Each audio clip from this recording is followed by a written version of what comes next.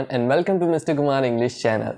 In today's video, we are going to discuss some basic figures of speech that are used daily in our everyday lives. So what is the meaning of figures of speech? Figures of speech होता क्या है? Actually में इसका meaning ये है कि कोई भी आप सेंटेंस अगर लिख रहे हो, बोल रहे हो, तो उसको आप थोड़ा सजा के बोल रहे हो. मीन्स उसके अंदर कुछ ऐसे वर्ड्स ऐड कर रहे हो, उसके अंदर कुछ ऐसे एक्सप्रेशंस ऐड कर रहे हो, या फिर कुछ उसके अंदर ऐसी सेंस ऐड कर रहे हो जिसकी वजह से अगर कोई उसे सुनेगा या फिर पढ़ेगा तो उसके अंदर एक इम्प्रेशन आएगा आपकी बात का. मतलब कि बोरिंग सी लाइन को आप थोड़ा इंटरेस्टिंग कर रहे हो with the help of figures of speech. और ये मोस्टली आप देखो तो हमेशा पोएम्स के अंदर यूज़ किया जाता है और ज़्यादा से ज़्यादा आपको डायलॉग्स में ये दिखा जाएगा. लेकिन ऐसी बात नहीं है कि सिर्फ ये डायलॉग्स एंड पोएम्स में यूज़ हो. इसे हम नॉर्मली हर रोज़ यूज़ करते हैं लेकिन हमें खुद पता नहीं है. फॉर एग्जांपल, मेरी टी शर्ट उसके जैसी दिख रही है. ओहो, इतना सारा खाना, ये तो मैं हमेशा के लिए खा सकता हूँ. या फिर कृपया आप यहाँ से बाहर जाएंगे. सो आपको पता चल गया होगा कि ऐसे टाइप के सेंटेंस तो हम रोज़ यूज़ करते हैं.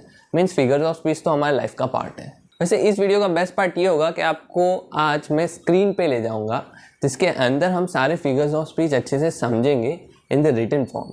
तो चलिए स्क्रीन पे चलते हैं. ओके, तो हम फिगर्स ऑफ स्पीच समझ चुके हैं. तो सबसे पहला हमारा फिगर्स ऑफ स्पीच है सिमिली.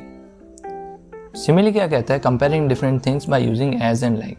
दो चीज़ों को, दो वर्ड्स को, दो थिंग्स को इस तरीके से कंपेयर करना कि मतलब वो उसके जैसा दिखता है या उसके जैसा है. और इसमें दो ऐसे वर्ड्स हैं जो ज़्यादा यूज होंगे and that is as and like. For example, she sings like a cuckoo. यहाँ पे she sings like a cuckoo, वो कुकू की तरह गाती है, उसकी तरह गाती है. That is similar. दूसरा है the knife is as sharp as a razor. अब यहाँ पे नाइफ रेजर जितनी शार्प है, उसके जैसी ही शार्प है. थर्ड है he is as good as gold. वो गोल्ड की जितना गुड है, अच्छा है. तो इसमें क्या पता चलता है हमें कि सिमिली दो चीज़ों के बीच में कंपैरिजन करती है. सेकेंड है metaphor, a way of describing something by directly applying one thing to another. ये पर्सन या थिंग वो दूसरा ही है. फॉर एग्जाम्पल, सिमिली में हम कहते थे शी सिंग्स लाइक कुकू, वो कुकू की तरह गाती है. और मेटाफोर में हम कहेंगे यू आर अ कुकू या फिर she is a Kuku.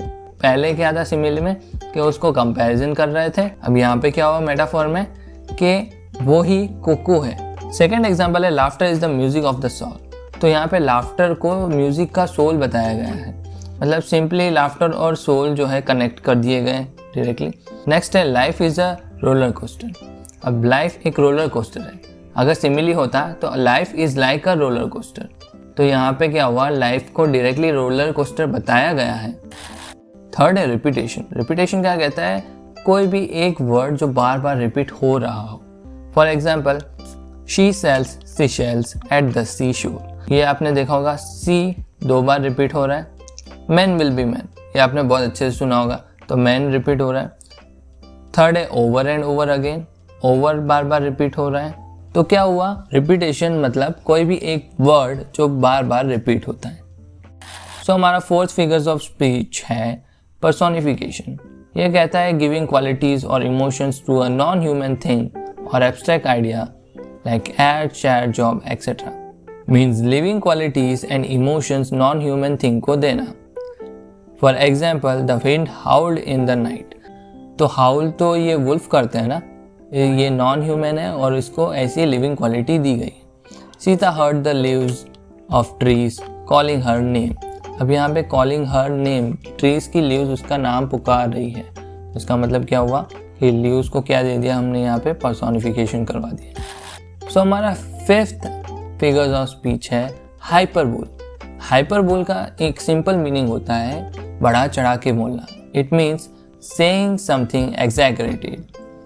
For example, I can bring the moon and stars for you. मैं तुम्हारे लिए चांद तारे ला सकता हूँ. नेक्स्ट है when she smiles her cheeks fall off. जब वो हंसती है उसके चीक्स गिर जाते हैं. It has been ages since I have had a proper meal. सालों हो गए मैंने अभी तक अच्छे से खाना नहीं खाया. तो ये क्या हुआ, ये सब बड़ा चढ़ा के बोल रहे हैं. नेक्स्ट है एलिट्रेशन. एलिट्रेशन क्या कहता है कि it is the same consonant sound repeating. Alliteration क्या समझाता है कि सेम कॉन्सोनेंट साउंड रिपीट हो रहा है। For example 2 of more than 2, T करके रिपीट हो रहा है। It was a tough talk, ट।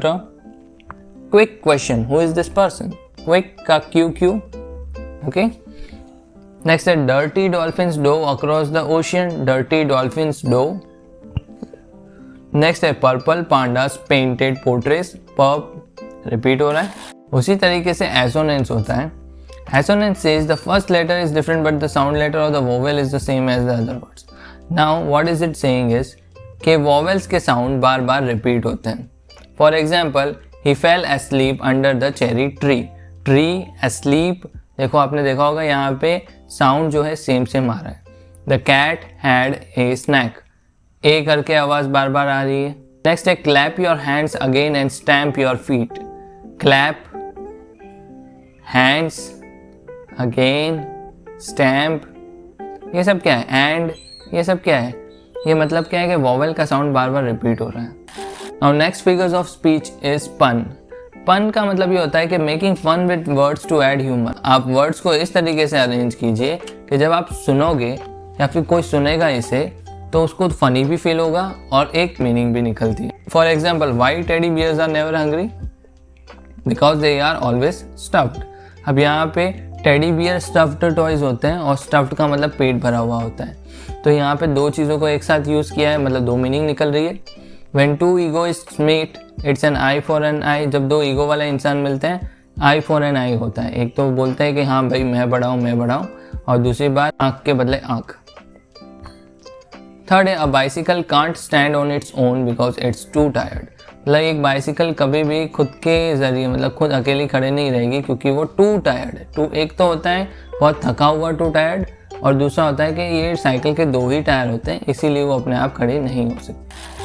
नेक्स्ट है लिटोट्स। लिटोट्स क्या कहता है, सेंटेंस भले ही नेगेटिव में लिखा हो लेकिन उसका जो मीनिंग है वो पॉजिटिव या फिर नेगेटिव दोनों में आ सकता है। मतलब नो, नॉट, नेवर, नथिंग, ऐसे सारे वर्ड्स यूज़ होंगे यहाँ पे और जिसका मीनिंग जो है उसके ऑपोजिट निकलेगा। फॉर एग्जाम्पल नॉट बैड को हम गुड बोलते हैं। It was know small accomplishment, know small को हम बिग बोल सकते हैं। He is not the फ्रेंडलीस्ट person, अब नॉट द फ्रेंडलीस्ट का मतलब क्रूअल हो सकता है। उसी तरह यू आर नॉट रॉन्ग को यू आर राइट बोलेंगे, नॉट रॉन्ग को सीधा राइट करेंगे। तो ये होता है लिटोट्स आपका। नेक्स्ट है आयरनी। आयरनी क्या कहता है कि जो ओरिजिनल होता है उसका ऑपोजिट मीनिंग निकालना। For example it's like a difference between what is said and what is mean. जो कहा जाता है उसका पूरा ऑपोजिट होता है, डिफरेंस होता है। जैसे कि the Titanic was said to be unsinkable but got sunk on its first trip. अब टाइटैनिक कभी डूबेगी नहीं ये बोला गया था, लेकिन वो तो अपनी पहली ही ट्रिप में डूब गई। नेक्स्ट है a marriage counsellor files for divorce. मतलब एक मैरिज काउंसिलर है वो डिवोर्स के लिए फाइल करता है। नेक्स्ट है famous singer sings her own song at karaoke bar but is booed. मतलब फेमस सिंगर है वो कैराओके बार में जाके अपना ही गाना फेमस सॉन्ग गा रही है और उसको उसी सॉन्ग पे मतलब बू मिल रहा है, मतलब लोग बोल रहे हैं अच्छे नहीं है। नेक्स्ट है पैराडॉक्स। पैराडॉक्स कहता है sentence containing contradictory nature that reveals hidden truth. ये क्या कहता है कि हाँ भी कहेगा आपको, ना भी कहेगा, और उसके अंदर एक हिडन मीनिंग छुपी रहती है। किसके अंदर? पैराडॉक्स के अंदर। For example this is the beginning of the end. मतलब यहाँ पे समझो हिडन ट्रूथ क्या है कि यहाँ पे एक बिगिनिंग भी हो रही है और एंड भी हो रहा है, मतलब एंड भी होगा और बिगिनिंग भी हो रही है।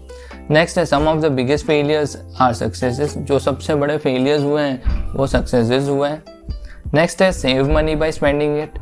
पैसे को यूज़ करके उसको सेव करो। नेक्स्ट है here are the rules ignore all the rules. ये आपने सुना ही होगा, ये है रूल्स, आपके सारे के सारे रूल्स को इग्नोर करो। नाउ 12th नंबर है ऑक्सीमोरॉन। ऑक्सीमोरॉन ये कहता है कि दो ऑपोजिट वर्ड्स आप साथ में यूज़ कर रहे हो। For example this is a piece of old news. यहाँ ओल्ड भी है और न्यूज़ भी है, मतलब दो ऑपोजिट वर्ड्स है। Do you know about his open secret. Open भी है और सीक्रेट भी है। दिस पेंटिंग इज प्रिटी अगली।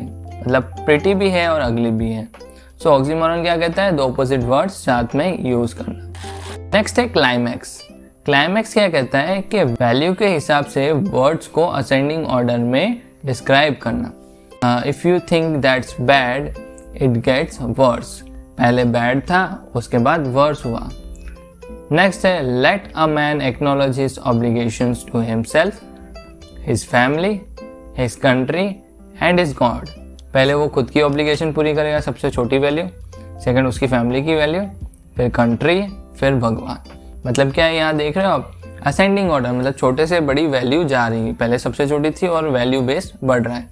नेक्स्ट एग्जाम्पल है out of the frying pan and into the fire. इसका मतलब होता है कि आसमान से टपके खजूर में अटके, तो यहाँ पे वैल्यू बेस हुआ ही बात। नेक्स्ट है एंटी क्लाइमेक्स। एंटी क्लाइमेक्स बिल्कुल ऑपोजिट है क्लाइमेक्स का। क्लाइमेक्स में कैसा था, असेंडिंग ऑर्डर वैल्यू बेस्ड होता है, और इसमें क्या होगा कि डिसेंडिंग ऑर्डर वैल्यू बेस्ड होगी। For example, he lost his family, his car and his cell phone. पहले उसकी फैमिली सबसे बड़ी वैल्यू, फिर उसकी कार छोटी वैल्यू, एंड सेल फोन सबसे छोटी वैल्यू। नेक्स्ट एग्जाम्पल है she is a great writer, a mother and a good humourist. ये बहुत बड़ी राइटर है, फिर मदर है और एक बहुत बड़ी ह्यूमरिस्ट है। अब यहाँ पे वैल्यू बेस्ड क्या हुआ, डिक्रीजिंग ऑर्डर हुआ, सबसे बड़े से सबसे छोटा।